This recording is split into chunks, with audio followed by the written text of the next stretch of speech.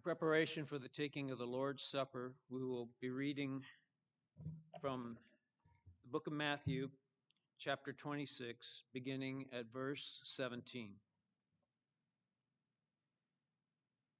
Now, the first day of the feast of unleavened bread, the disciples came to Jesus, saying unto him, Where wilt thou that we prepare for thee to eat the Passover? And he said, Go into the city to such a man, and say unto him, The Master saith, My time is at hand.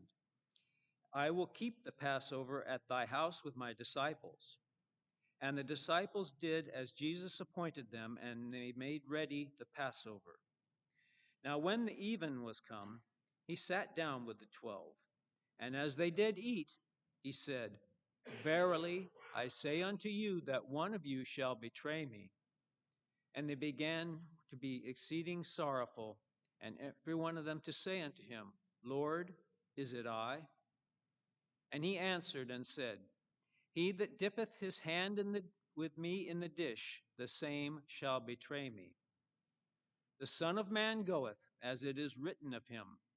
But woe unto that man by whom the Son of Man is betrayed. It had been good for that man if he had not been born. Then Judas, which betrayed him, said, Master, is it I? He said unto him, Thou hast said. And as they were eating, Jesus took bread and blessed it and brake it and gave it to the disciples and said, Take, eat, this is my body. And he took the cup and gave thanks and gave it to them, saying, Drink ye all of it, for this is my blood of the New Testament, which is shed for many for the remission of sins. But I say unto you, I will not drink henceforth of this fruit of the vine until the day when I drink it new with you in my Father's kingdom. Here we see the Lord with his 12 apostles, the disciples, seated at the Passover feast. The Passover was the annual commemoration for the Jews of their release from bondage, the Lord's freeing them from bondage in Egypt. And now our Passover is this memorial, the Lord's Supper, which we take as a remembrance of the Lord Jesus in his sacrifice that we may have the remission of sins and the freedom from bondage of sin.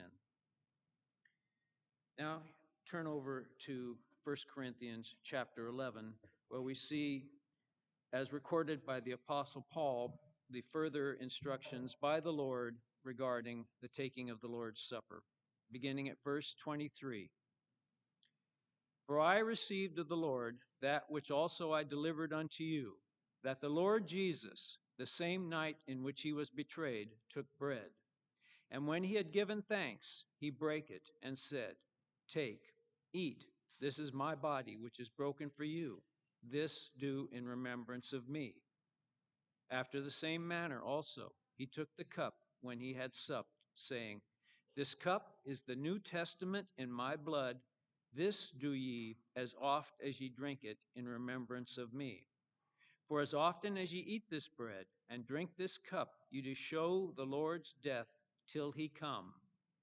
Wherefore, whosoever shall eat this bread and drink this cup of the Lord unworthily shall be guilty of the body and blood of the Lord. But let a man examine himself, and so let him eat of that bread and drink of that cup. For he that eateth and drinketh unworthily eateth and drinketh damnation to himself, not discerning the Lord's body. For this cause many are weak and sickly among you, and many sleep. For if we would judge ourselves, we should not be judged. But when we are judged, we are chastened of the Lord, that we should not be condemned with the world. In verse 26, it stresses that as often as we eat this bread and drink this cup, you do show the Lord's death till he come. This is to be a perpetual memorial a proclamation of our faith in the Lord Jesus and the power of his sacrifice for the remission of sins to be taken continually until the second coming. And it said regarding the importance of self-examination, at the end of verse 29, it says that this is we would be not discerning the Lord's body would bring judgment upon us.